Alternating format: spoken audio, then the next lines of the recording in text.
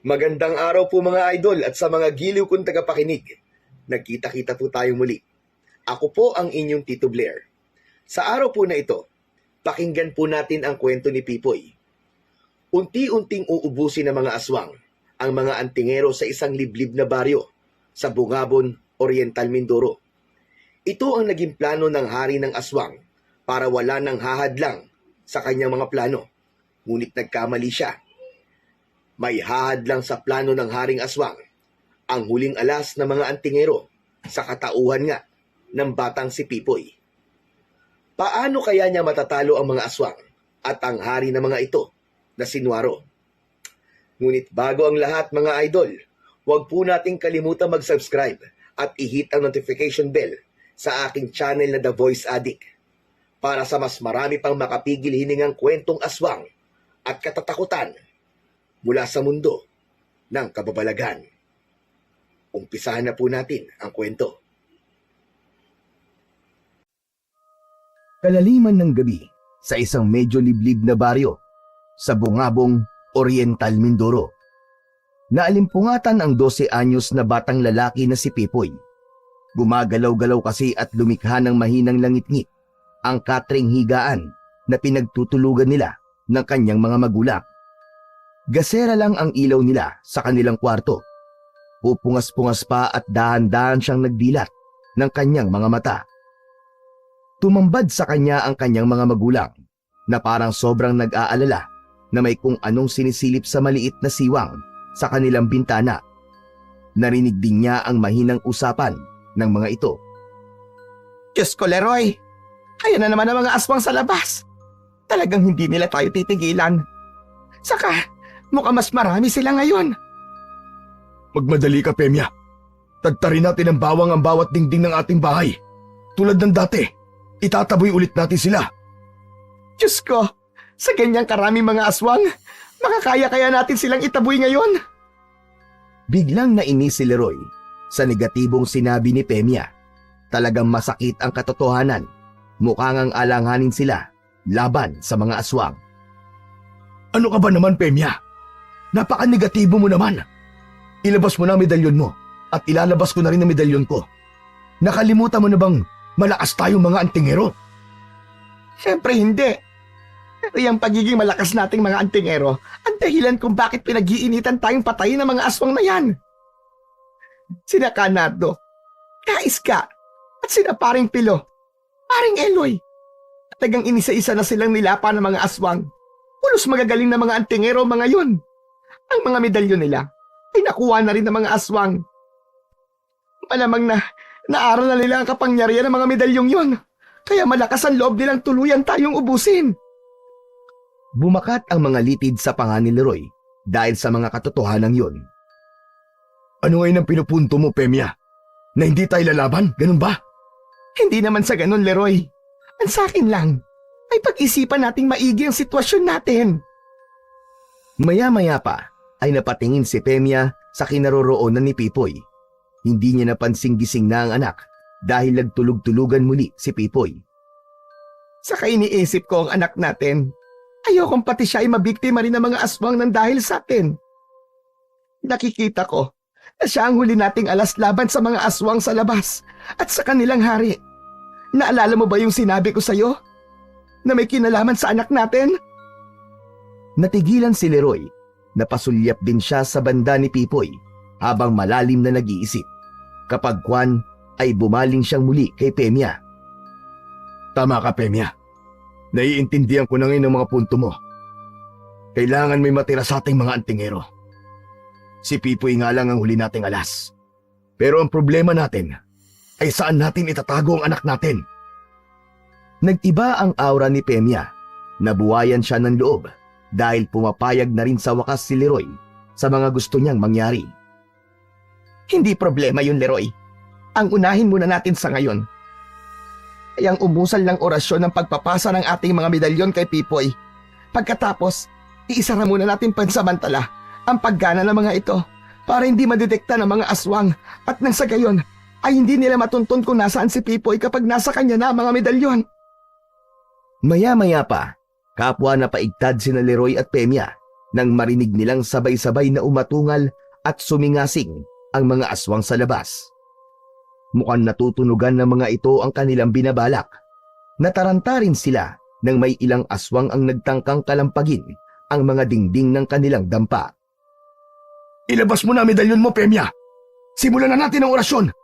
Kailangan maipasa natin kay Pipoy ang mga medalyon natin bago pa man nila tayo tuluyang pasukin. Diyos ko, kinakabahan ako, Leroy. Pero sige na, simulan na natin ang orasyon. Sabay na umusal ng orasyon ang mag-asawa. Si Pemya ay medyo nanginginig ang boses. Si Leroy naman ay halatang kontrolado ang malaking boses. Habang sinasambit nila ang parang Latin na mga salita, ay may kung anong puting mga usok ang nagsimulang sumingaw mula sa hawak nilang mga medalyon. Parang may buhay na unti-unting gumalaw ang mga usok at pumaroon ang mga ito sa direksyong kinaroroonan ni Pipoy. Siyempre, ay nagulat si Pipoy sa kanyang nasaksiyan. Kinilibutan siya nang balutin siya ng puting mga usok. Napakislot pa siya nang maramdaman niya ang nanunuot na lamig sa mga ito sa kanyang katawan. Hindi niya maintindihan ang mga puwersang parang nasisipsip ng kanyang katawan mula sa puting mga usok. Pakiramdam niya ay may kung anong sumasanib sa kanya. Sa puntong yun, palala ng palala ang pagtatangka ng mga aswang na sirain ang dingding ng bahay mula sa labas. Halatang pursigido ang mga itong lusubin ang mag-anak ni na Pipoy, kahit na napapaso ang mga ito sa mga pangontrang nakalagay sa kung saan-saan. Ngunit hindi pa rin natatapos ang orasyon ni na Pemya at Leroy.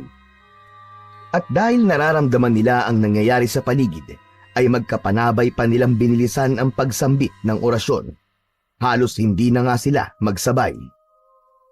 Nang sa wakas ay matapos ang orasyon, ay agad na nagdilat ng kanilang mga mata sina Leroy at Pemya. Ang dingding kagad ng kanilang bahay ang una nilang tiningnan. Ako po, Leroy! Malapit na nilang mag-iba ang dingding natin! Natataranta namang lumingali nga si Leroy sa paligid. Pemya, ilabas mo ang mga buntot ng pagi natin, dali! Pagkatapos ay isuot na natin kay Pipoy ang mga medalyon natin! Dali-dali namang kumilos si Pemya at hindi lang tig-isang buntot ng pagi sila ni Leroy ang kinuha niya. Sa halip ay kumuha rin siya ng ilang botelya ng mga pangontrang langis at ilang tirintas ng bawang. Tuluyan ng ginising ni Leroy si Pipoy na nagtutulog-tulugan lamang. Pipoy! Pipoy anak, gising! Gumising ka! Ay, ano po nangyayari? Bakit maingay po yata sa labas? Nariyan na naman ang mga aswang anak, kaya bumangon ka na at itatakas ka namin ng iyong inay. Sinabitan ni Pemya sina Leroy at Pipoy sa kanilang leeg ng tig-isang tirintas ng bawang. Binigyan niya ng ilang botelya ng langis si Leroy. Si Pipoy naman ay pinahiran na mismo ni Pemya ng langis na pangontra sa buong katawan. Pagkaraan ay isinabit na rin ni Pemya ang kanilang medalyon ni Leroy sa leeg ni Pipoy. Sa'yo na itong mga medalyon namin, anak.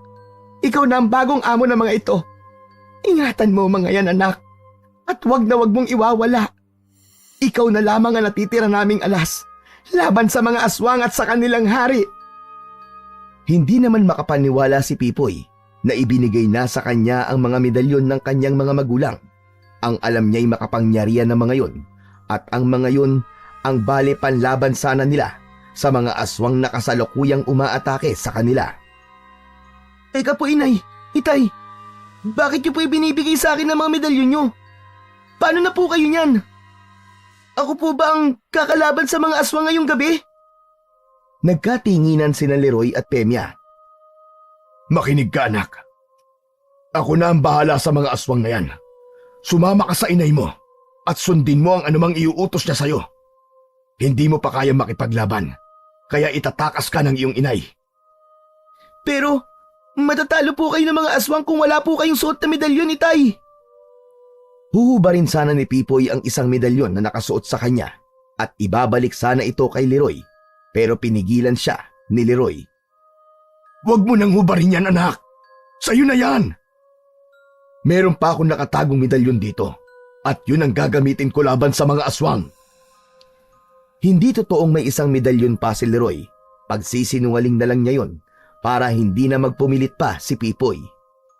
May sasabihin pa sana si Pipoy, pero lahat sila ay napaawang ang mga bunganga nang mapansin nilang tuluyan nang nagiba ng mga aswang ang dingding ng kanilang bahay. Isang aswang ang agad na nagtangkang pumasok mula sa nagibang dingding. Diyos ko, Leroy! May nakapasok na! Sige na, Pemya! Itakas mo na si Pipoy! Ako nang bahala rito! Inihanda ni Leroy ang mga hawak niyang buntot ng pagi at pangontrang langis. Nagkikislutan ang kanyang mga muscle sa katawan. Tanda na handa na siyang makipaglaban sa mga aswang na isa-isa nang nagsisipasok. Katakot-takot ang mga itsura at atungal ng mga ito. Si Pemya naman, nagmamadali niya ng inakay si Pipoy papunta sa ilalim ng kanilang malapad na katring tulugan. May pasadyang daanan doon na papunta sa silong ng kanilang dampa. Saan po tayo pupunta, Inay? Akala ko po ba itatakas tayo? Oo, anak. Itatakas talaga kita. Dito tayo sa silong dadaan para hindi tayo papansin ng mga aswang. Nakinig kang mabuti sa akin, anak. Ang labasan nito ay papunta sa tanim natin, doon sa likod ng bahay. Doon ka dadaan at magtutuloy-tuloy ka hanggang sa may ilog-ilogan. Doon ay hanapin mo maliit na bangkang ginawa ng itay mo. Nakatali ito sa patay na puno roon. Sumakay ka, anak, ng bangka. Nakahiga at hayaan mo lang natangayin ka ng agos ng bangka. Huwag kang tatayo o uupo hanggang sa mag-umaga. Nasundan mo ba, anak?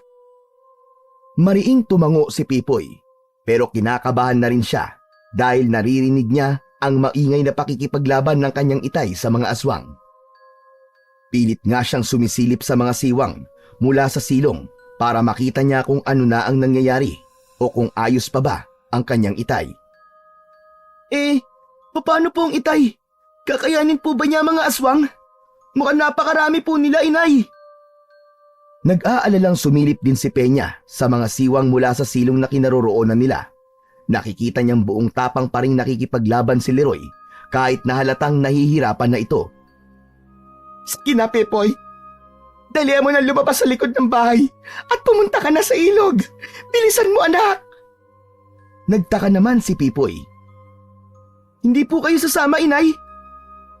Ipinagtulakan na ni Peña si Pipoy para kumilos na ito. Kailangan kong tulungan ang itay mo, anak. Hindi niya kakayanin na napakarami mga aswang na pumapasok. Isa pa, kung hindi ako tutulong, anak, ay hindi maililigaw ang pansin ng mga aswang. Baka mapansin nila ang pagtakas mo. Kaya kumilos ka na, bilisan mo, anak. Kami na ang bahala rito ng tatay mo. Magmadali ka na. Hindi pa sana kikilos si Pipoy dahil talagang ayaw niyang iwanan ang kanyang mga magulang. Pero nang ipagtulakan na siya ng kanyang inay, hanggang sa labasang tinutukoy nito, ay napilitan na ring humakbang ang kanyang mga paa. Hanggang sa nang makalabas siya, bigla na lang isinara pabalik ng kanyang inay ang pintuan ng silong. Naiwan siyang mag-isa sa labas sa may mga taniman. Hihiyaw sana si Pipoy at aatungal ng iyak, pero alerto sang sinenyasan ni Peña na huwag gagawa ng anumang ingay. Huwag kang gagawa ng kahit na anong ingay, anak. Maririnig ka ng mga aswang. Patawad. Kung hindi kami pwedeng sumama sa iyo ng iyong itay, kailangang ikaw lang ang mabuhay. Ikaw ang maghihiganti para sa amin sa hinaharap. Ipangako mo, anak, na mananitili kang buhay. Sige na, anak. Tahimik kang pumunta sa ilog. At yung mga medalyon namin ay pakaingatan mo. At huwag na huwag mong iwawala. Mangako ka, anak. Ayaw pa sana talagang umalis ni Pipoy, pero katakatakang parang may puwersang humihila sa kanya palayo sa kanyang inay. Kaya naman ay wala na siyang nagawa kundi ang tahimik na umiyak habang mariing umiiling. Otomatiko na dinala si Pipoy ng kanyang mga paa sa may ilog-ilugan, kung saan naroon na mismo ang tinutukoy na munting bangka ng kanyang inay. Totoo ngang nakatali ito sa patay na puno sa may pampang. Habang sumasakay si Pipoy sa bangka, naririnig niya ang mga palahaw ng kanyang mga magulang at ang katakot-takot na pag-atungal ng mababangis na mga aswang sa hindi kalayuan. Tinakpan ni Pipoy ang kanyang bibig ng kanyang palad upang pigilan ang pag-iyak. Bumabalong ang masaganang luha sa kanyang mga pisngi habang may mahihinang sinasambit. Nay, Itay, hindi maaari to. Uulitin sana ni Pipoy ang kanyang mga sinambit, ngunit natigilan siya nang mapansin niyang mukhang may mga aswang na nagmamasid sa paligid at para bang may hinahanap. Kaya naman, ay dali-daling kinapa ni Pipoy ang lingkaw na pamutol ng tali ng bangka. Kabisado niya nang naroroon lang ito sa loob ng bangka. Nagmamadaling pinutol ni Pipoy ang tali ng bangka. Nang magsimula tong tangay ng agos, ay alerto siyang mabilis na nahiga sa bangka, tulad ng ibinilin sa kanya ng kanyang ina. Ang mabituing kalangitan ang tumambag kay Pipoy. Abot-abot ang dalangin niya na nasa itaas, na sana'y hindi siya maabot ng mga aswang. Halos magdamag na tahimik na umiiyak si Pipoy. Bumaha sa kanyang balintanaw ang masasayang mga alaala nila ng kanyang mga magulang, hanggang sa tuluyan na siyang nakatulog. Samantala, pagsapit ng bukang liwayway, ay katakatakang may isang sigbin ang palabas sa isang munting kuweba malapit sa parte ng ilog-ilugan. Halatang hindi ito ordinaryong sigbin. Unang-una, nakalabas ito kahit umaga. Ikalawa, ay hindi baliktad ang formasyon ng mga paa nito. At ikatlo, ay hindi itim ang kulay nito. Sa halip, ay kulay mapusyaw na abo. Nagmasid-masid sa paligid ang sigbin na yon. Daig pa nito ang isang mailap na ibon sa bilis ng paglingon-lingon nito sa kung saan-saan. Hanggang sa mamataan nito sa di kalayuan ng ilog, ang isang bangkang siyang kinalululanan ng natutulog na si Pipoy.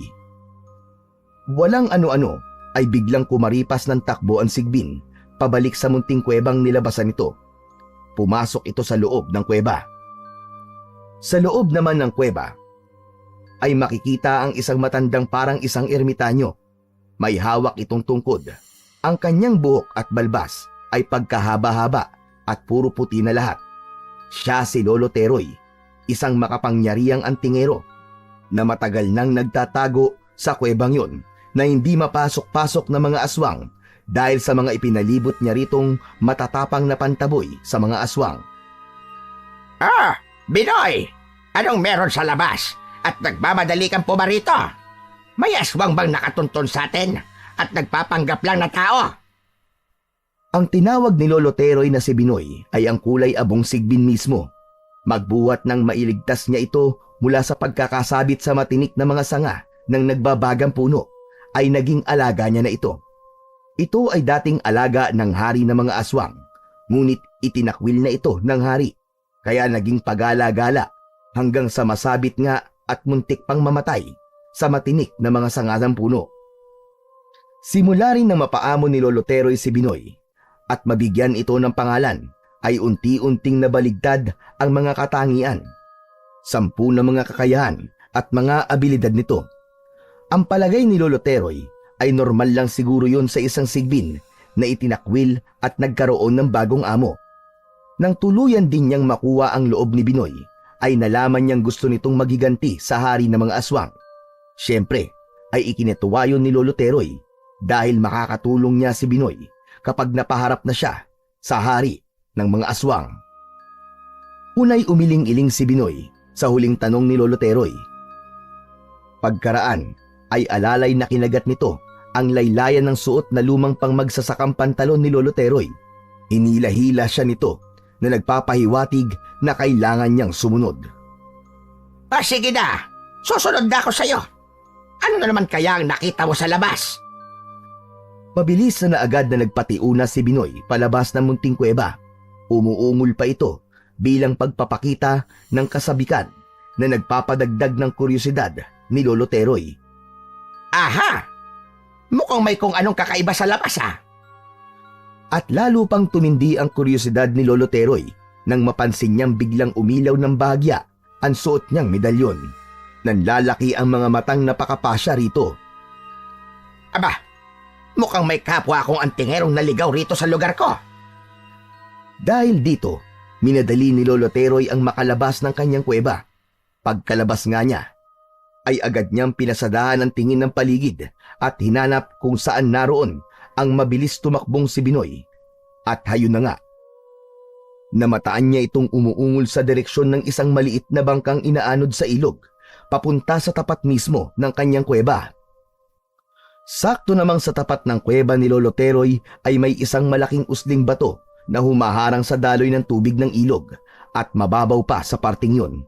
Sa may usling bato mismong yun ay nabalahaw ang munting bangka. Agad-agad nilapitan ni Lolo Teroy at Binoy ang munting bangka at laking gulat ng matandang antingero nang makita niyang may sakay palang isang bata, ang inaakala nilang walang sakay na bangka. Nang susuriin sana ni Lolo Teroy kung may malay ang bata, ay sakto namang paggising ni Pipoy. Nagulat pa siya nang mabungaran ang nakatunghay na balbas sarado at mahaba ang buhok na si Lolo Teroy. Dahil sa itsura ni Lolo Teroy nang para sa gabunan, ay natakot si Pipoy. Mabilis siyang napabalikwas ng bangon na halos ikayugyug ng bangkang sumasadsad sa usling bato. Sino mo kayo? Huwag niyo po akong hahawakan! Napakaparin si Pipoy sa suot niyang mga medalyon ng kanyang mga magulang nang dito mapabaling ang parang nagtatanong na mga mata ni Lolo Teroy. Pero nang mapansin niyang may suot ding medalyon ng matanda, ay pagtataka ang pumalit sa ekspresyon ng kanyang muka. Saka, teka po, bakit may suot din po kayong medalyon? Hindi muna sinagot ni Lolo Teroy ang tanong ni Pipoy. Sa halip ay inakay muna niya ang bata na bumaba ng bangka. Sandali, Apo. Halika at bumaba ka muna ng bangka. Magpadali ka at hindi pwedeng dito tayo sa labas mag-usap. Walang ibang taong pwedeng makakita sa atin dito at baka aswang sila na nagpapanggap lamang. Lumingali nga pa si Lolo Teroy sa paligid. At nang matiyak niya na walang sino man ang nagmamanman sa paligid, ay ang munting bangka naman ang binalingan niya matapos makababa si Pipoy. Halika, Apo, at tulungan mo na rin akong itulak ang bangkang ito. Kailangan ay mapaanod natin ito para walang bakas na maaaring senyales na may taong tumitira sa kuwebang ito. Kahit duda pa si Pipoy at hindi kampante sa kanyang paligid, lalo na sa kasamang sigbi ni Lolo Teroy, ay nakitulong pa rin naman siya. Iniisip kasi niyang baka kakampi ng mga magulang niya ang matanda dahil sa suot nitong medalyon na ang itsura ay katulad lang din ng sa medalyon ng kanyang mga magulang. Inakay ni Lolo Teroy si Pipoy sa kanyang kuweba matapos nilang tagumpay na mapaanod ang munting bangka. O siya, sumama ka sa akin na po sa aking kuweba. Ay siya nga pala. Ano nga pala ang pangalan mo? Ako si Teroy. Tawagin mo na lamang akong Lolo Teroy. Ako naman po si Pipoy. Anong lugar po ba ito? Mindoro pa rin po ba ito? Bakit po pala ganyan ang itsura nyo? Bakit meron din po kayong suot na medalyon? Saka anong klaseng hayop po itong kasama nyo? Nakakatakot. Baka kumakain po yan ng tao ah. Napangiti si Lolo Teroy sa napakaraming tanong ni Pipoy. Parang nakikita niya ang kanyang sarili sa bata nung kaedad niya ito. Aba, ang dami mo naman tanong, bata ka. Mamaya, kapag nasa loob na tayo ng kuweba, ay saka ko sasagutin ang mga tanong mo, ha? Isa pa, ako rin ay maraming itatanong sa'yo, iho. Nang makapasok na nga sila sa munting kuweba, ay sinimulang sagutin ni Lolo Teroy ang mga tanong ni Pipoy. Pinaupo ng matanda si Pipoy sa isang tapyas ng bato, nakatapat naman ng isa pang tapyas ng batong kinauupuan mismo ni Lolo Teroy. Inalok din ni Lolo Teroy si Pipoy nang tinimpla nitong kape. Hetong kape, Apo, nang mainita naman ang sikmura mo. Maya-maya lamang mag-aagahan na tayo. Siya nga pala, sasagutin ko na ang mga tanong mo habang nagkakape tayo. Ako ay isang antingero, kaya may suot akong medalyon. Matagal na akong nagtatago rito sa kuwebang ito para hindi ako matuntun ng mga aswang. Ikaw naman, Apo, saan galing yan suot mong mga medalyon? Napakapa at napatingin pa si Pipoy sa mga medalyong suot niya. Medyo nalungkot pa nga siya nang maalala ang kanyang mga magulang. Ito pong medalyon na ito ay bigay po sa akin ng aking mga magulang. Sila po nagmamay-ari ng mga ito dati. Alam ko po na mga antingero rin po sila na katulad nyo. Kagabi po, pinasok po ng mga aswang ang bahay namin. Naiwan po doon ang mga magulang ko. Hindi ko na nga po alam kung ano na po ang nangyari sa kanila. Napapaisip na nagtataka si Lolo Teroy sa pahayag ni Pipoy. Ibig sabihin, ay tumakas ka lang at sumakay ng munting bangka. Ganun nga ba? Nakalabing tumango si Pipoy. Yun po kasi ang bilin sa akin ni inay eh. Ayaw ko man po sanang sumunod dahil ayaw ko silang iwan. Pero kusa po akong inakay ng mga paa ko papunta sa bangka sa ilog-ilugan. Napatingin si Lolo Teroy sa suot na mga medalyon ni Pipoy, habang parang nakakaunawang tumangutango. Nakakasiguro na rin siyang hindi isang impostor na aswang si Pipoy. Inakay ka ng enerhiya niyang mga medalyong suot mo, Apo. Pwede ko bang mahawakan niyang mga medalyon mo? Kusa nang lumapit si Lolo Teroy kay Pipoy para hawakan at tuloy suriin na rin ang mga medalyon. Napansin kasi niyang medyo nag-aalangan pa si Pipoy. Parang ayaw nitong ipagkatiwala ang mga medalyon sa kung sino-sino lang, na nauunawaan naman niya kung bakit. Pinakiramdaman ni Lolo Teroy ang mga medalyon habang hawak-hawak niya ang mga ito.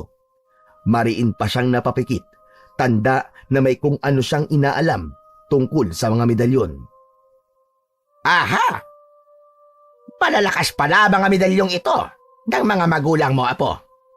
Base sa pagkakasagap ko sa enerhiya nito, ang mga ito ikaw na ang bago nilang Panginoon.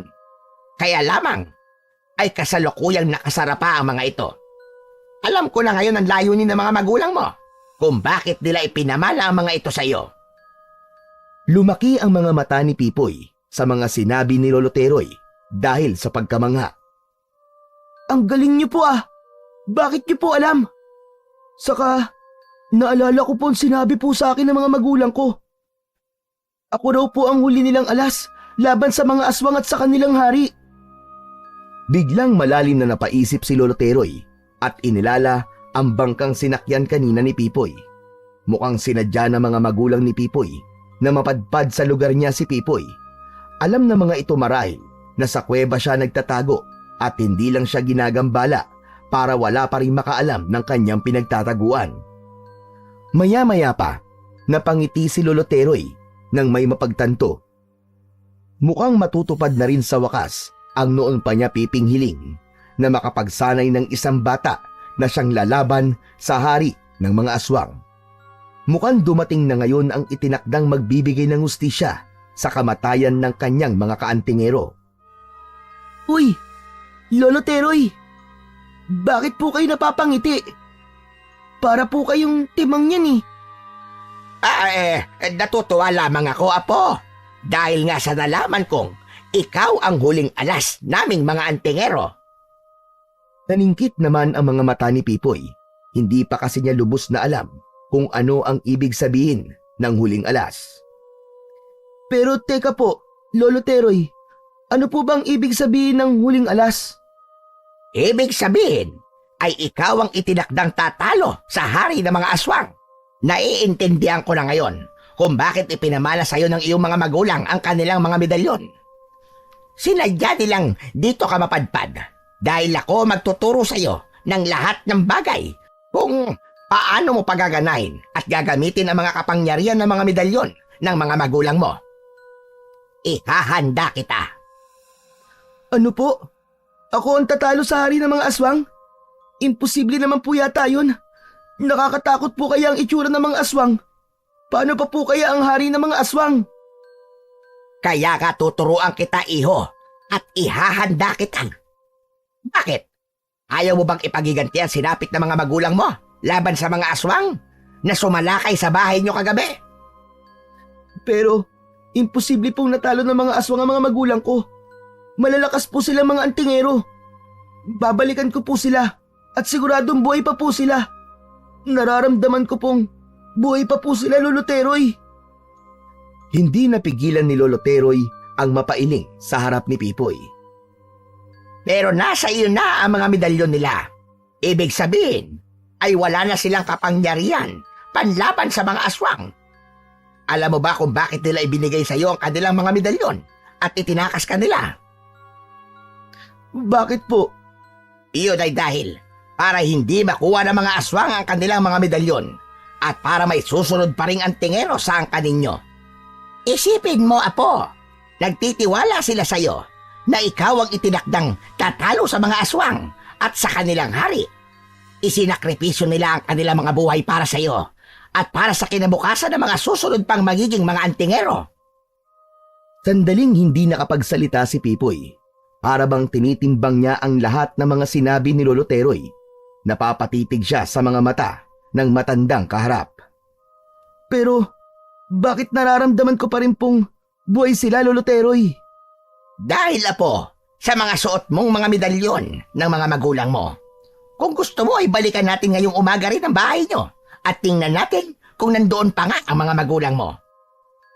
Kumislap ang kasabikan sa mga mata ni Pipoy sa sinabing yun ni Lolo Teroy. Sige po, saka namimiss ko na po kagad sila.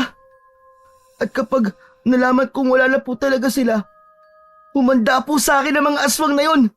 Uubusin ko po sila.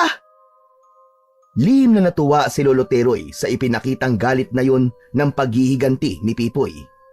Importanteng sangkap yun para mas madali niya itong masanay sa lalong madaling panahon. Mamaya, matapos natin mag-agal at makapaggayak, ay pupuntahan kagad natin ang bahay ninyo. Isasama natin siyempre si Binoy. Binoy? Teka, sino pong Binoy? Tinawag ni Lolo Teroy ang alaga niyang sigbin na abalang nagbabantay sa may bukana ng kuweba. Agad-agad naman itong lumapit, nakakawag-kawag pa ang mahabang buntot. Si Binoy, huwag kang matakot sa kanya. Dahil siya ay isa ng maamong sigbin. Malaki ang magiging papel niya para matalo natin ang Haring Aswang. Dati siyang alaga lang Haring Aswang, pero itinakwil siya bandang huli at hiniwang halos muntikan lang mamatay.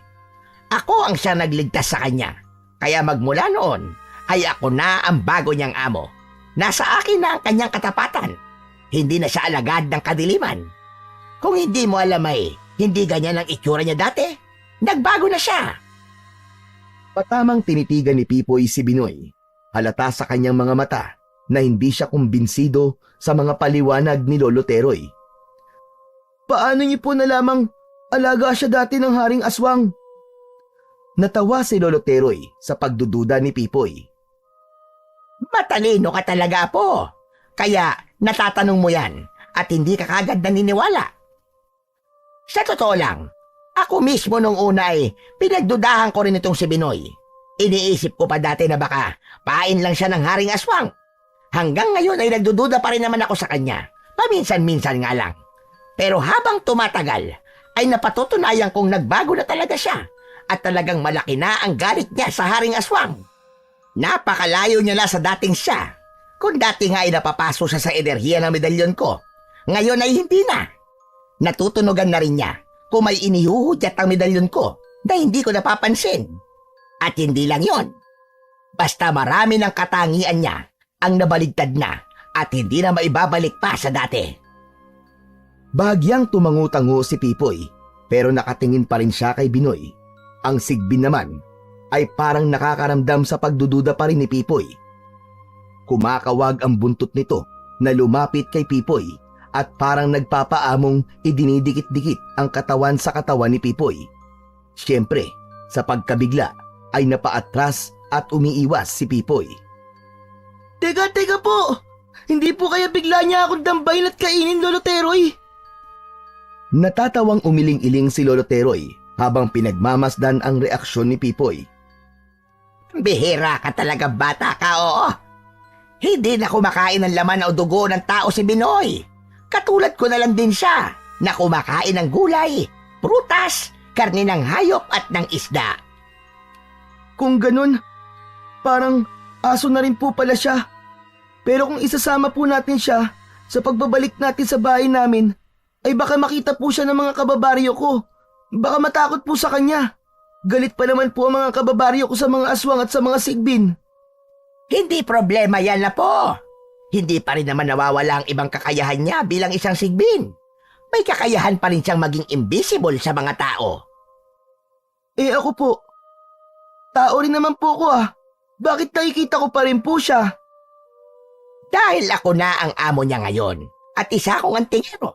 Hindi tumatalab ang pagiging invisible niya sa akin at sa mga katulad ko. Dahil may mga medalyong ka na rin ng antingero, yun ang dahilan kaya nakikita mo pa rin siya. Pero sa ordinaryong tao, hindi siya visible. Ah, ganun po ba? O sige po, kasama na po natin siya pagbalik po natin dun sa amin. Matapos nilang makapaggayak ng maigi, pagkaraan nilang makapag-agahan. Tulad ng sinabi ni Lolo Teroy, ay sinamahan nga niya si Pipoy sa pagbabalik sa kanilang bahay. Kasama nila siyempre ang sigbin na si Binoy. Si Binoy ang nagsilbi nilang tracker, pagkat naaamoy nito kay Pipoy ang amoy ng kanilang bahay. Ang amoy na ito ang nagsisilbing kompas ni Binoy para matuntun nito ang lokasyon ng bahay ni na Pipoy. Basta nakasunod na lang sila rito. Habang naglalakad sila, ay alerto ring nagpapalinga-linga at nagmamasid sa paligid si Lolo Teroy. Napansin naman agad yun ni Pipoy. Bakit po kayo nagpapalinga-linga, Lolo Teroy? Para po kayong mailap na ibon na hindi mapakali sa kakalinga. Minamataan ko lang ang mga tao na papadaan na po. Sa kayo mga hayop sa paligid. Sinisiguro ko lang na hindi sila aswang na nagpapanggap lamang. Sa umaga kasi ay nagpapanggap silang ibang tao o kaya naman ay isang uri ng hayop. Maging ang hari nila ay ganun din.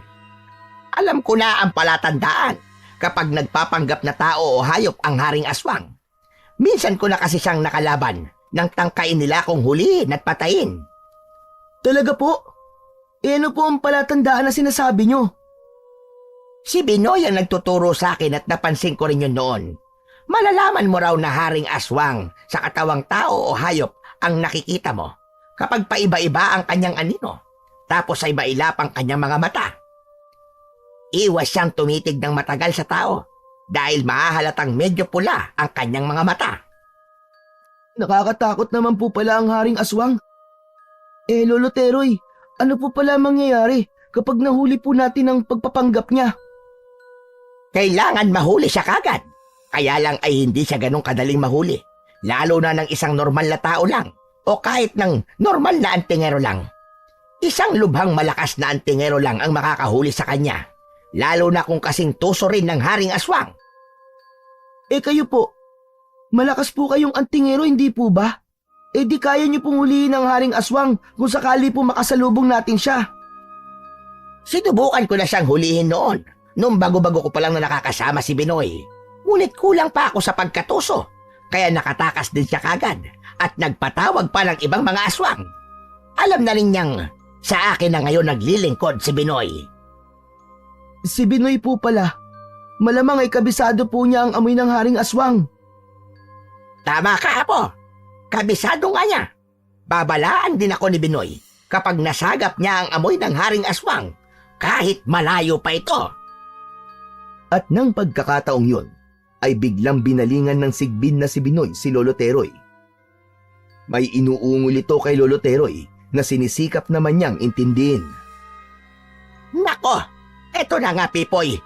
Nasagap ngayon lang mismo ni Binoy ang amoy ng haring aswang. Ayon sa kanya, naroroon nito mismo sa bahay ninyo. At hindi lang siya ang naroroon ngayon. May iba pa siyang mga kasamang aswang. Mukhang may hinahanap sila.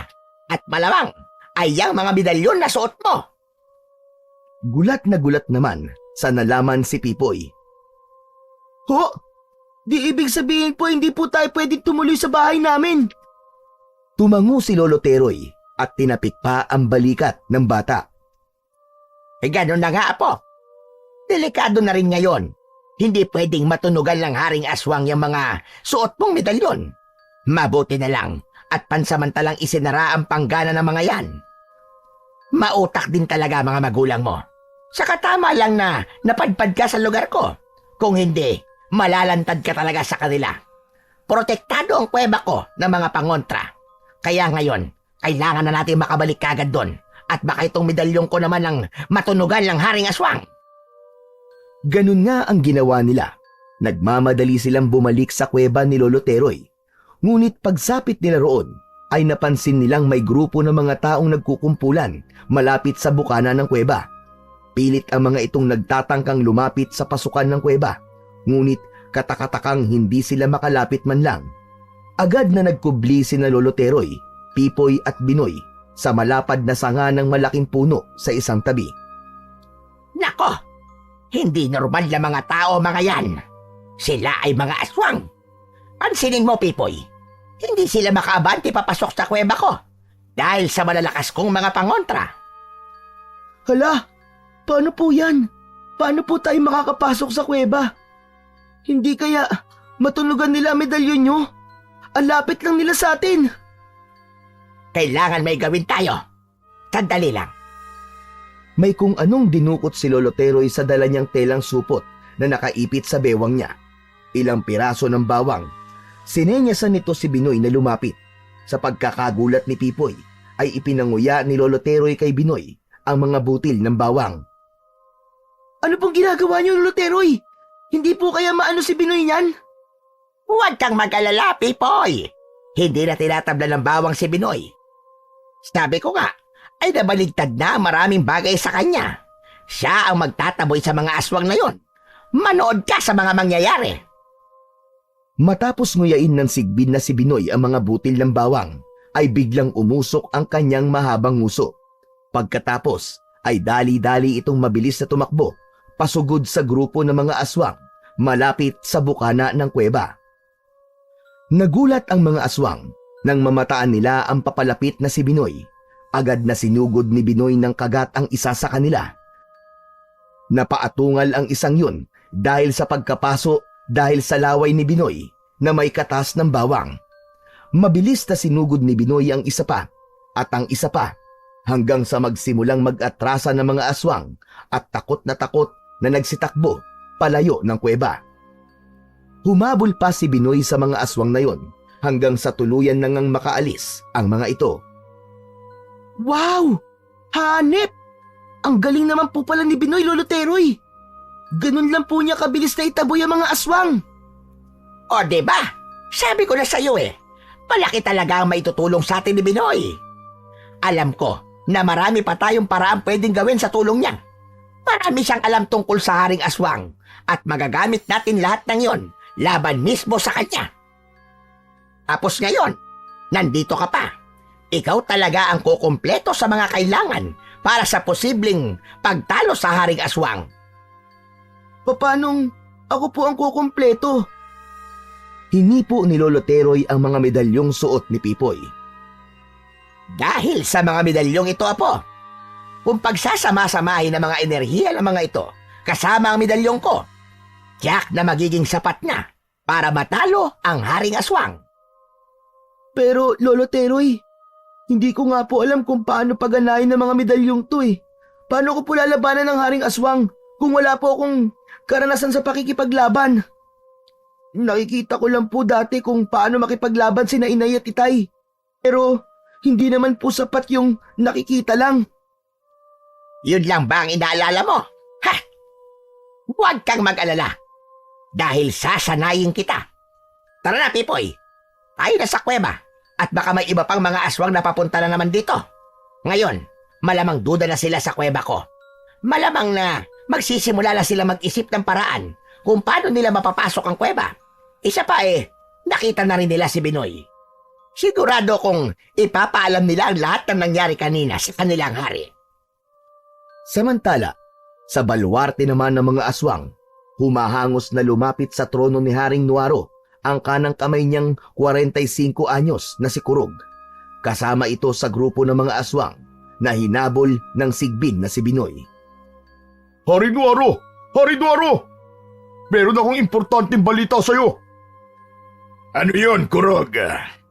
Nahanap na ba ninyo ang medalyon ng mag-asawang antingero na nahuli natin kailan lang? Hindi po iyon ang ibabalita ko, aming hari. May isa kaming kuwebang nakita na pinalilibutan ng mga pangontra, kaya hindi namin mapasok. Malamang po sa malamang na pinagkukutaan nyo ng isang antingero. At posible ring doon nagtatago ang sino mang humahawak ng mga medalyong inahanap natin. Namilog at tumalim ang titig ng mga mata ni Nuaro. Halatang galit na galit.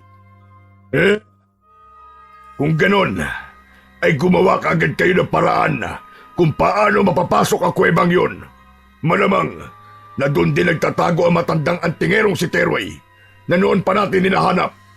Hindi natin pwedeng patagalin pa ang paghahanap sa kanila. Hindi sila dapat makapaghandang maigi. Sigurado kung magbabalak silang pabagsakin ako at ang lipi nating mga aswang. Masusunod po, aming hari. Gagawin po namin ang lahat ng aming makakaya para mabaliktad ang enerhiya ng mga medalyon na mga antingerong nakuha na natin at para makabuo kami ng mga pangontra sa mga medalyon na mismo. Gawin niyo ang lahat ng paraan. Ito ang makapangyarihang kong diamante. Gamitin niyo sa pagpopormula ng mga pangontra. Nakayukong inabot ni Kurog ang kulay itim na diamante ni Nuaro. Nanginginig pa ang mga kamay nito. Palibasa ay talagang malakas ang enerhiya nito. Tatalikod na sana si Kurog nang may isang bagay pa siyang naalala. Kaya naman ay muli nitong binalingan ang hari. May isang bagay pa pala kaming natuklasan, Haring Nuaro. Ano yun? Nung pinipilit po namin pasukin ang kuwebang kinokontrol ng mga pangontra, ay hinabol kami ng isang uri ng kakaibang sigbin. Alam niyo ba, aming hari, para itong isa sa mga alaga niyong sigbin eh. Ang kaibahan nga lang ay kulay mapusyaw na abo ito at ang mga paa ay hindi baliktad ang pagkakaporma. Naguguluhang napaisip doon si Haring Nuaro. Sigurado ka bang sigbin na nakita mo? At talagang nakahawig sa mga alaga ko?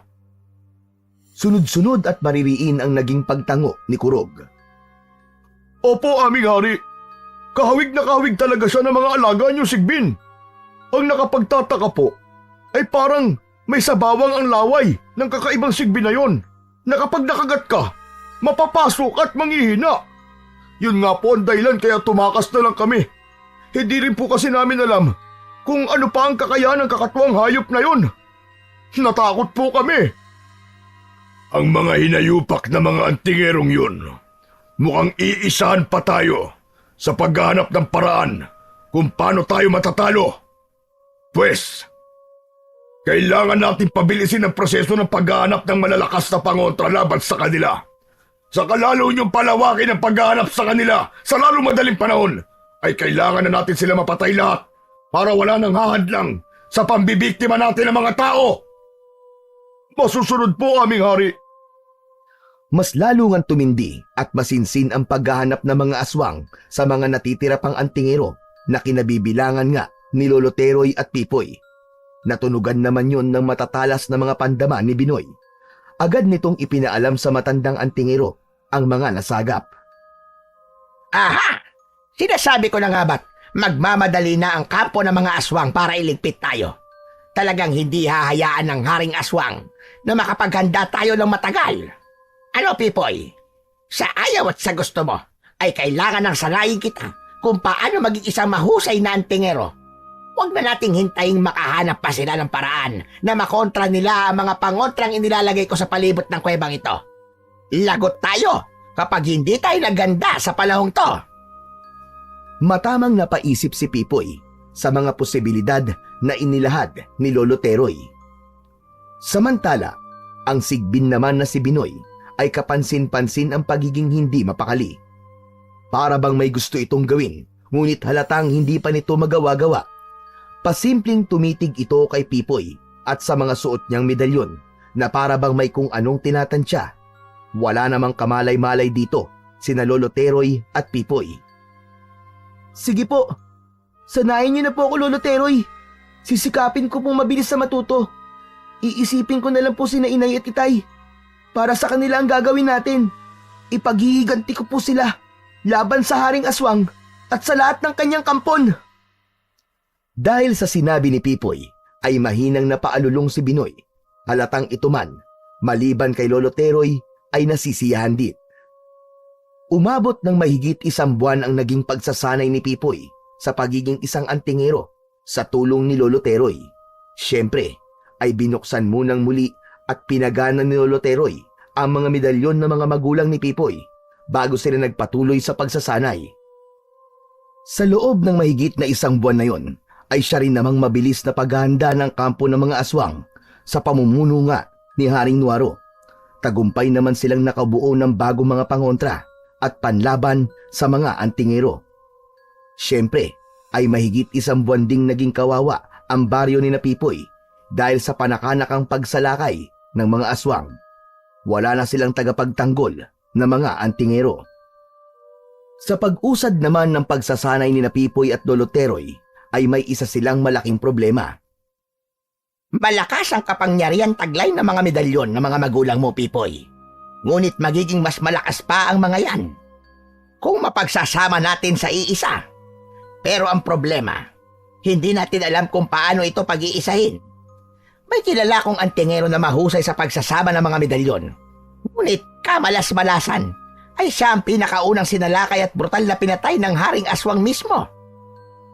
Ako naman, wala akong sapat na kakayahan para pagsamahin ng mga medalyon.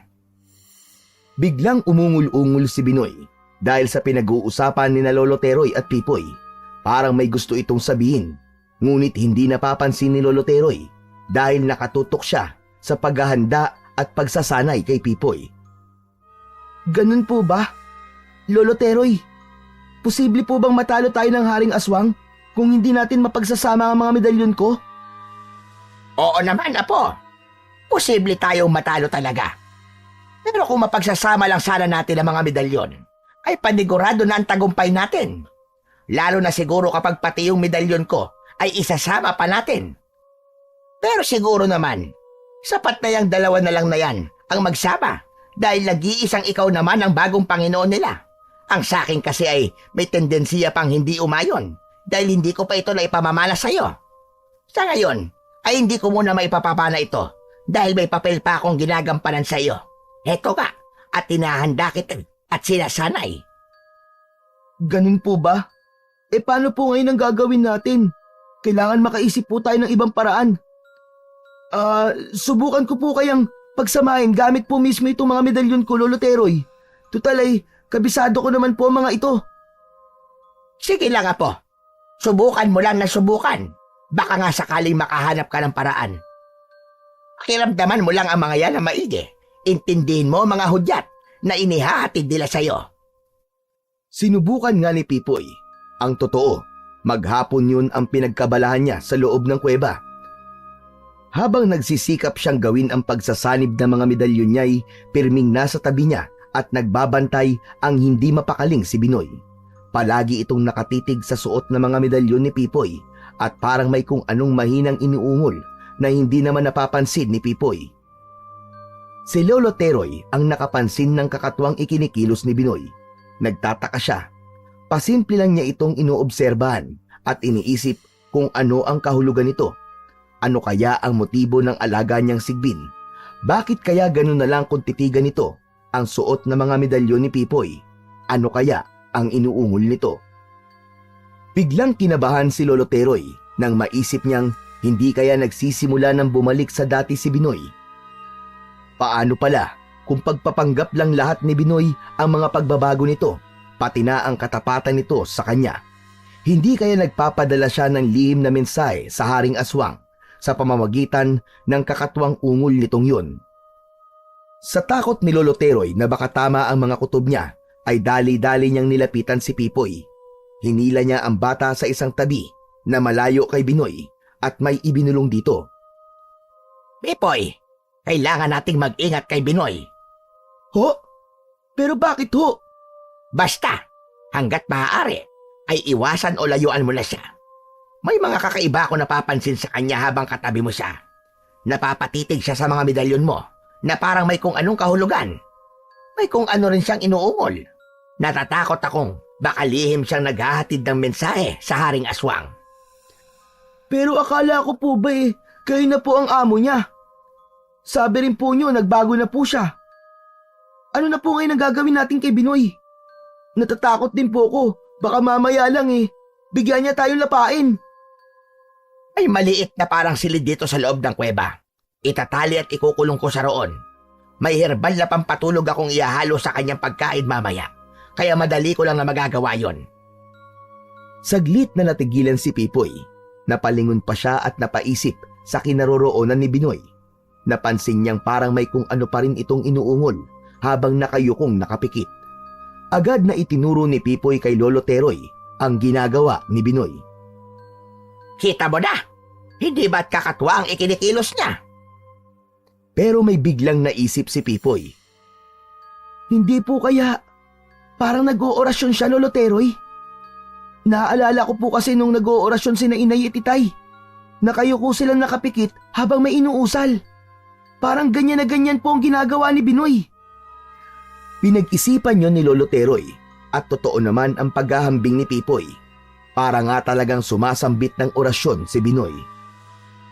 Ano man ang kahulugan ng pagkakaganyan ni Binoy, ay ikukulong pa rin natin siya para mas makasigurado tayo.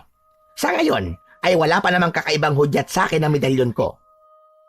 Malalaman naman ng mga medalyon natin kung may kakaibang nangyayari sa paligid natin. Kung sakali mambanta sa atin si Binoy, ay ipapaalam din sa atin ng mga medalyon. Bandang gabi nga ay hinaluan ni Lolo Teroy ng herbal na pampatulog ang pagkain ni Binoy. Nang makatulog naman si Binoy, ay agad itong tinalian ni Lolo Teroy at ikinulong sa isang maliit na silid sa isang banda ng kuweba. Sinarahan yun ni Lolo Teroy ng parang rehas na matibay na kahoy. Nang sumapit naman ang hating gabi at parehong mahimbing nang natutulog sina Lolo Teroy at Pipoy, ay nagising naman si Binoy.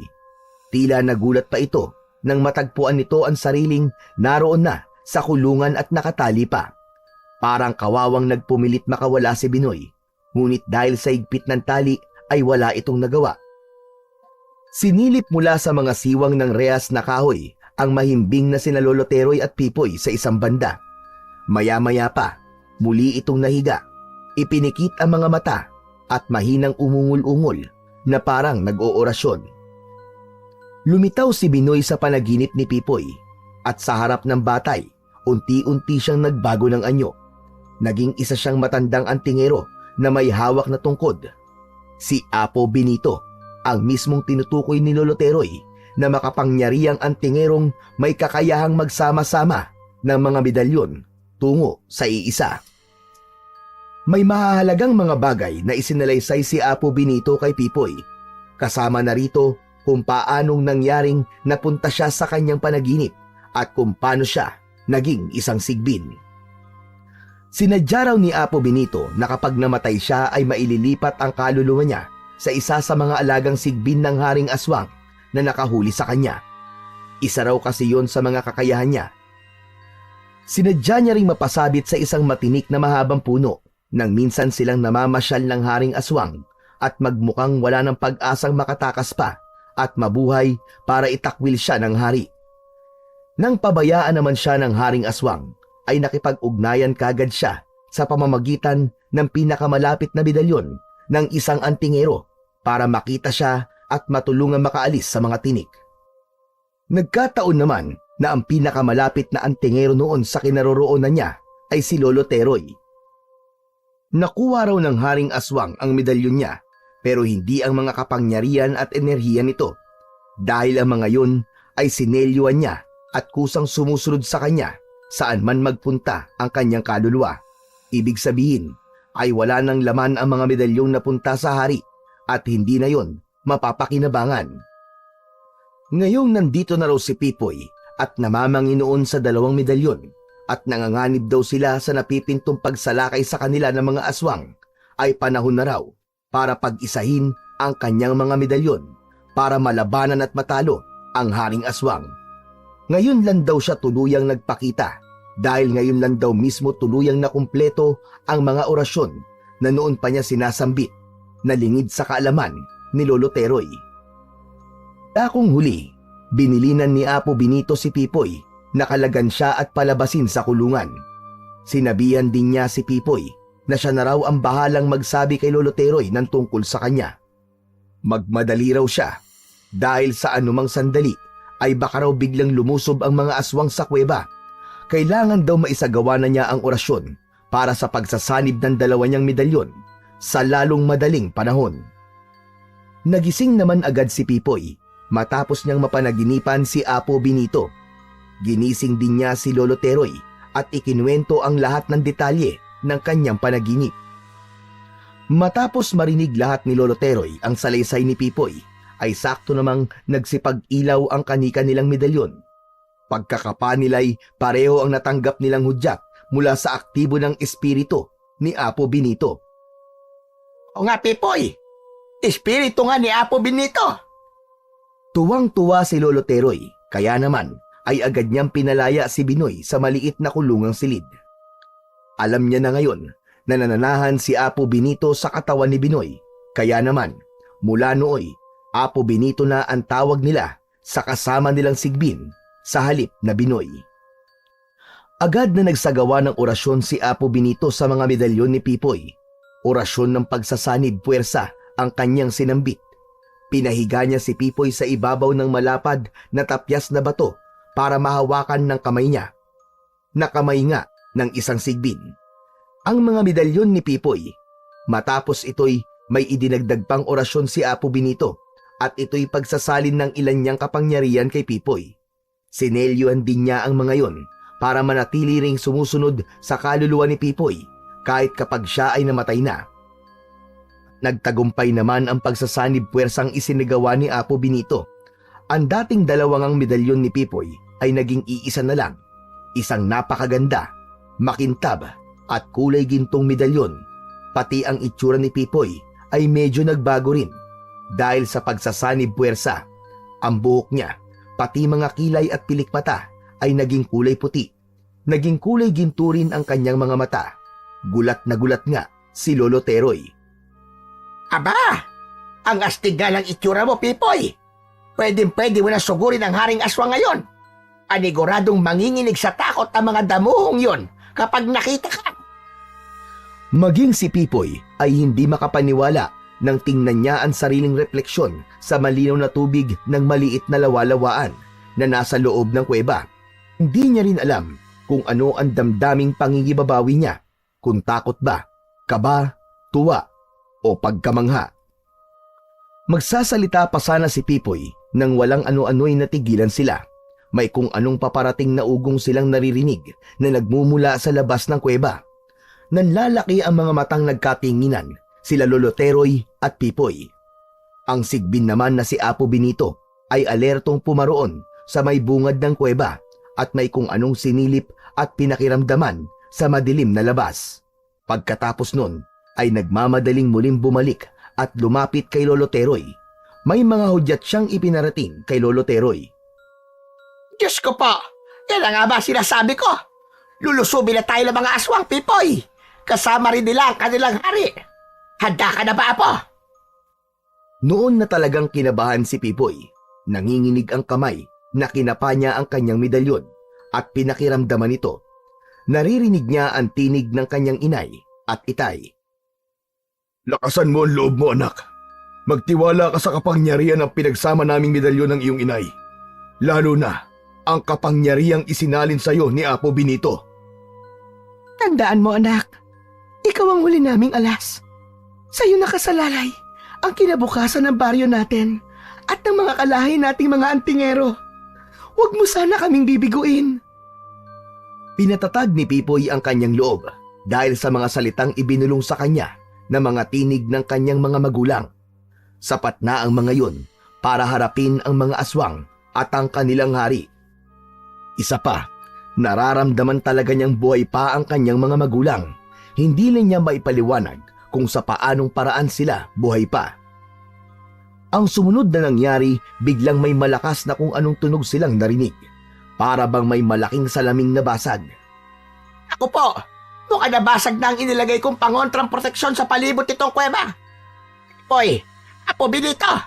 Humanda kayo sa pagsalakay ng mga aswang! Inihagis ni Lolo Teroy sa Sigbin na si Apo Benito ang supot ng mga bawang niya. Ninata naman lahat yon ni Apo Benito hanggang sa umusok ang kanyang naglalaway na bunganga. Napakatapang ng amoy ng bawang. Makaraan ay pumosisyon si Apo Benito malapit sa bukana ng kuweba. Inilabas naman ni Lolo Teroy ang kanyang mga pangontra at pinagana ang mga kapangyarihan ng kanyang medalyon.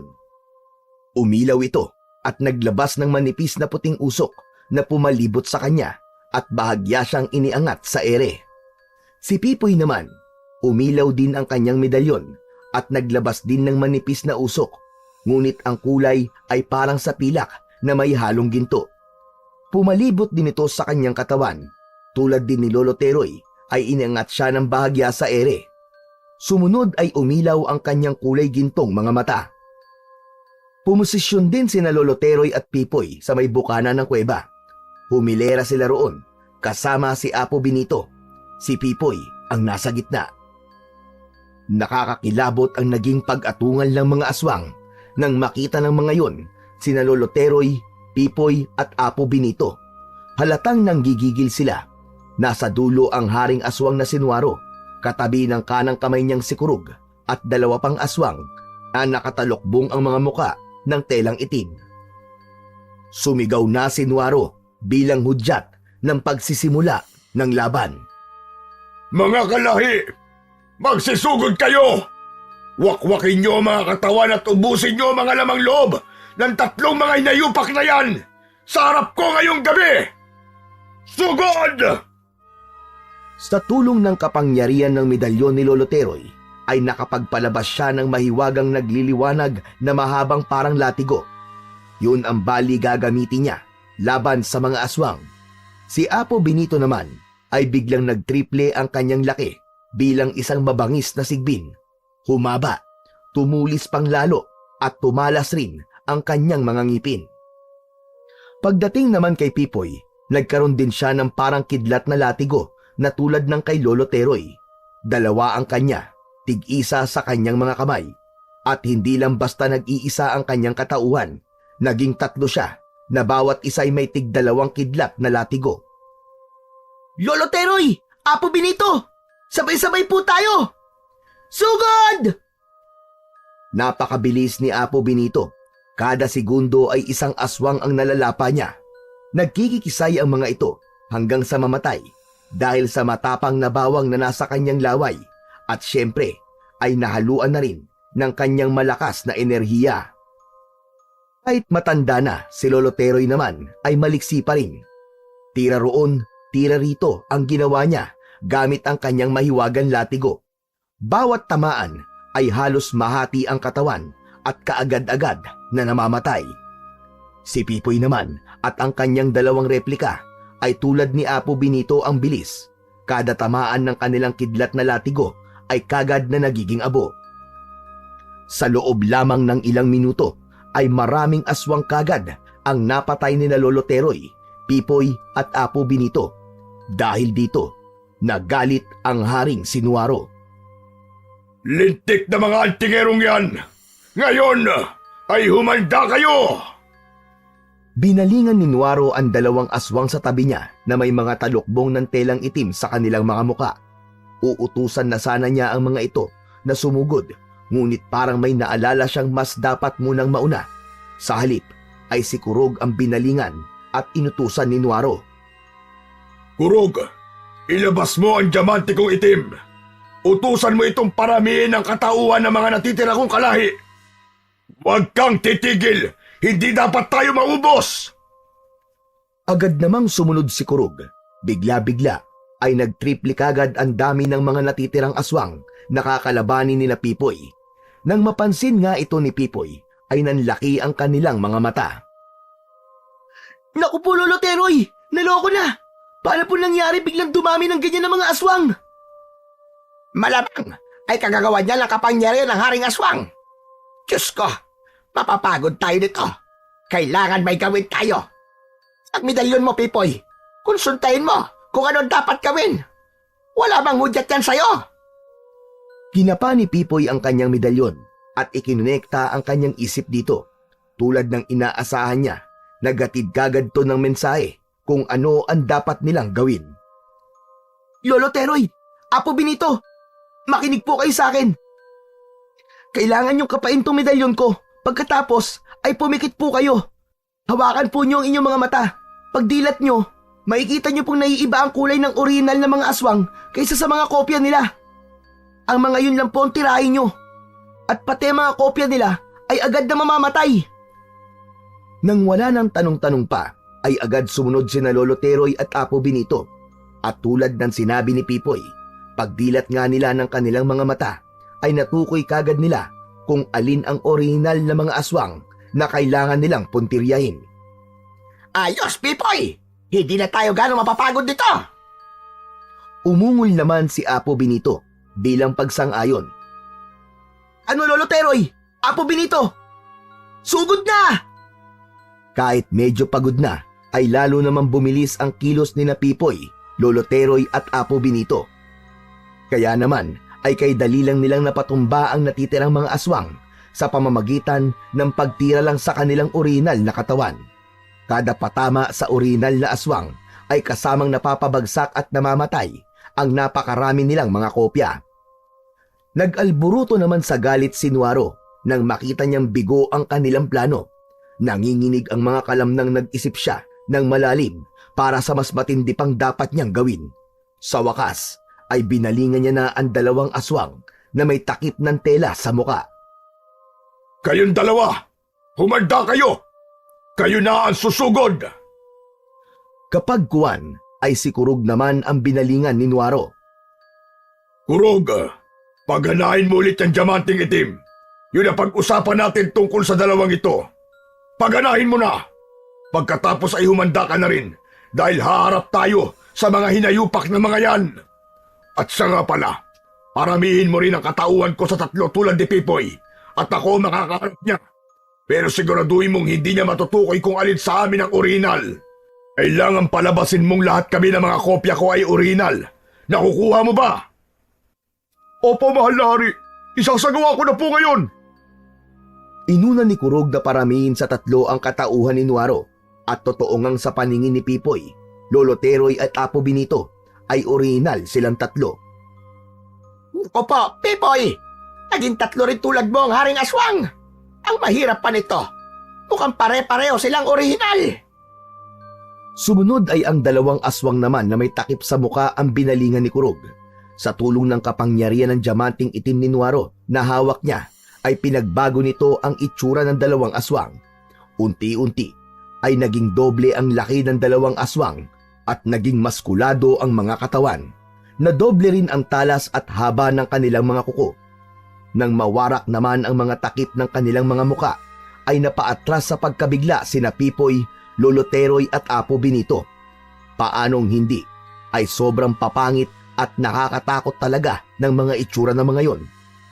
Sobrang buwaghag at titigas ng kanilang mga buhok. Malalakit malalalim kung tumitig ang kanilang nagbabagang pulang mga mata at mauumbok ang kanilang mga bungangang tinubuan pa ng marami at nagtutulisang mga pangil. Aatungal sana ang dalawang aswang na yon, ngunit sa hindi malamang dahilan ay parang nagpipigil, lalo na nang mapatitig ang mga ito kay Pipoy at sa dalawa niyang kopya. Inutusan ni Nuaro ang dalawang aswang na harapin si Pipoy. Ano pang hinihintay nyo? Sugurin nyo na lintik na batang yan! Ikaw naman, Kurog. Akin na yan diamanting itim. At harapin mo naman ang matanda at ang sigbin na kasama nila! Ayaw pa sanang sumugod ng dalawang maskuladong mga aswang, ngunit may puwersang pilit silang pinakikilos. Kaya naman ay napasugod na rin sila kay Pipoy at sa dalawa niyang kopya. Si Pipoy naman, sasalubungin na sana niya ang dalawang aswang na yon nang walang ano-ano'y napansin niyang biglang umilaw ang suot niyang medalyon. Kaya naman ay napatigil siya sa pagtakbo, napakapa siya sa kanyang medalyon at agad niyang narinig ang tinig ng kanyang mga magulang. Anak, kami ito ng iyong inay. Hindi namin kontrolado ang mga katawan namin. Hindi namin alam, anak, kung paano ka namin iiwasang kalabanin. Ngunit ang puwersang kumukontrol sa amin ay sobrang lakas. Utusan mo medalyon mo, anak, na kontrahin ang nangyayari sa amin. Nanlaki ang mga mata ni Pipoy sa kanyang napag-alaman. Napatulala na lang siyang napatitig sa dalawang aswang na papasugod pa rin sa kanyang kinaroroonan. Dahil sa pagkabigla, ay saglit na nablangko ang isip ni Pipoy. Hindi niya malaman ang gagawin. Mabilis na nakalapit kay Pipoy ang naging aswang na sina Leroy at Pemya. Hindi pala sila agad pinatay ni Nuaro nung mahuli sila. Kaya pala'y ito pala ang balak ng haring aswang, ang paglabanin sila hanggang sa magkamatayan. Napasigaw si Lolo Teroy nang mapansin niyang dadambahin na ng dalawang maskuladong aswang si Pipoy. Ay, mga aswang! Dadambahin ka, umiwas ka! Si Apo Benito naman ay natigilan at tila tinatansya kung ano ang nangyayari.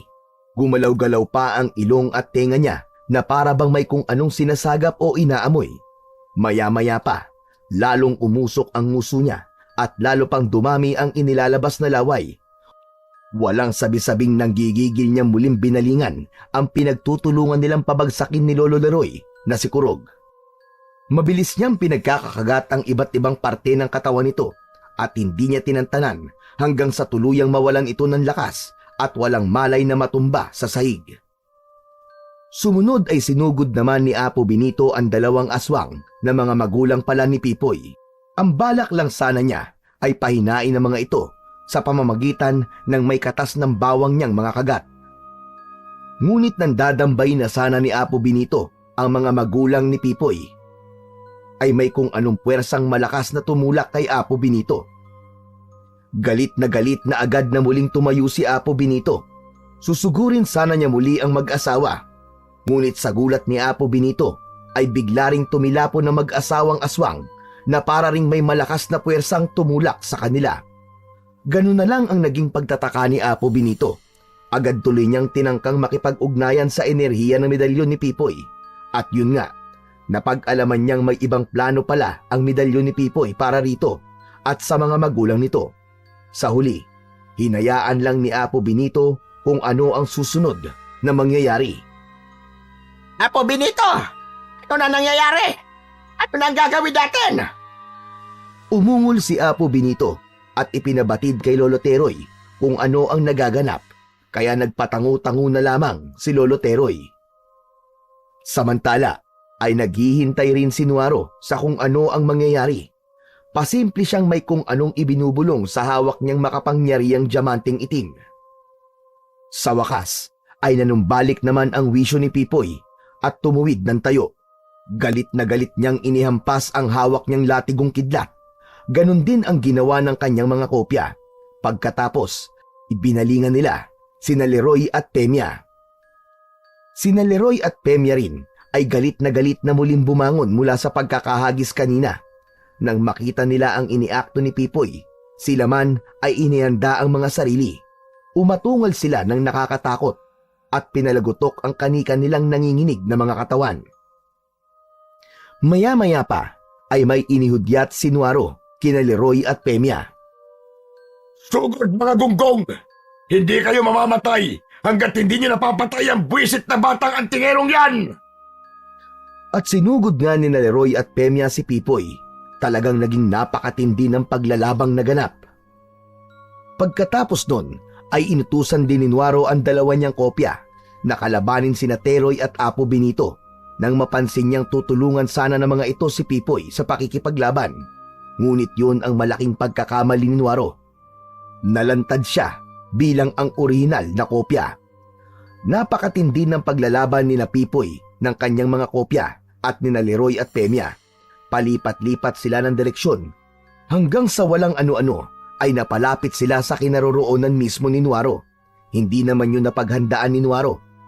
Dahil nga sa bilis ng kilos ni na Pipoy at ng kanyang mga magulang. Hanggang sa walang ano-ano'y, pasimpleng minataan ni Pipoy ang hawak na diamanting itim ni Nuaro. Nang makatsyempo siya, agad niya tong hinampas ng latigo niyang kidlat. Huli na ng tangkain sanang iiwas ni Nuaro ang hawak niyang diamante. Dahil lang mapatamaan ito ni Pipoy, ay tumilapon ito ng mataas sa ere. Ang sumunod na nangyari, parang jump ball na nagunahan sina Pipoy at Nuaro sa nakalutang na diamanting itim. Siyempre, ay gusto itong mabawi ni Nuaro dahil dito nakasalalay ang kanyang tagumpay laban kina Pipoy at sa kanyang mga kasama. Si Pipoy naman ay kailangan niyang maunahan ng Haring Aswang na basagin ang makapangyarihang diamante. Dahil dito pala nanggagaling ang kapangyarihan ni Nuaro. Sa pagkakaalerto sa kahihinatnan ng mga pangyayari, ay mabilis na tumakbo si Apo Benito at walang sabi-sabi niyang nilundag si Nuaro. Kinagat niya ang paa nito at mabilis na hinatak pababa. Dahil dito, walang kahirap-hirap na nahampas muli ni Pipoy ng kanyang latigong kidlat, ang bumabagsak pa lang noon na diamanting itim. Dahil sa kapangyarihang taglay ng latigo ni Pipoy, ay agad na nabasag ang nasabing diamante at nagkapira-pirasong sumaboy sa hangin. Ang sumunod na nangyari, umatungal sa galit at takot si Nuaro nang makita niyang nabasag na ang diamanting itim. Diamante kong itim! Hindi! Hinayupak kang batang antingero ka! Isinusumpa ko! Hindi pa talaga tayo tapos! Naiinis namang sumingit si Lolo Teroy. Tarantado ka! Anong sinasabi mong hindi pa kayo tapos? Matatapos na ang buhay mo ngayon, hinayupak! Alam mo ba, ay tatalampan sumpa mo ngayong basag na ang diamanting itim mo! Asa ka pa! Sira ulo! Sa puntong yun ay nagwala na si Nuaro habang unti-unti siyang nagiging abo. Hindi niya matanggap na ganun lang siya kadaling natalo ng isang batang antingero. Mga hinayupak kayo! Mga hinayupak kayo! Matapos maging abo ng haring aswang na si Nuaro, ang lahat ng napatay na mga aswang na nagkalat sa paligid ay isa-isa na ring naging abo. Samantala, sina Leroy naman at Pemia ay bumalik sa dati nilang anyo. Tuwang-tuwa silang tinakbo ng yakap ni Pipoy. Si Pipoy naman ay bumalik na sa dati niyang anyo at talagang napaluwa siya sa labis na saya nang muling mayakap ang kanyang mga magulang.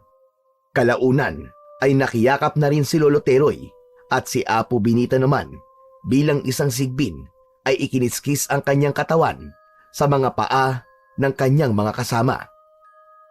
Tagumpay ang plano natin, Pemya. Hindi tayo binigo ni Pipoy. Oo nga, asawa ko. Ang galing talaga ng huli nating alas. Ngunit hindi inako lahat ni Pipoy. Imunestra niya sina Lolo Teroy at Apo Benito. Hindi, inay. Itay, hindi lang po ako magaling. Sina Lolo Teroy rin po at Apo Benito. Ang totoo po, lahat tayo magagaling. Kaya mabuhay ang angkan ng mga antingero. At umayo naman sina Leroy, Pemia at Lolo Teroy. Sabay-sabay nilang ginaya ang huling isinigaw ni Pipoy. Si Apo Benito rin naman ay nakisabay at ito ang inalulong niya. Tapos na! Magandang araw po mga idol at sa mga giliw kong tagapakinig. Nagkita-kita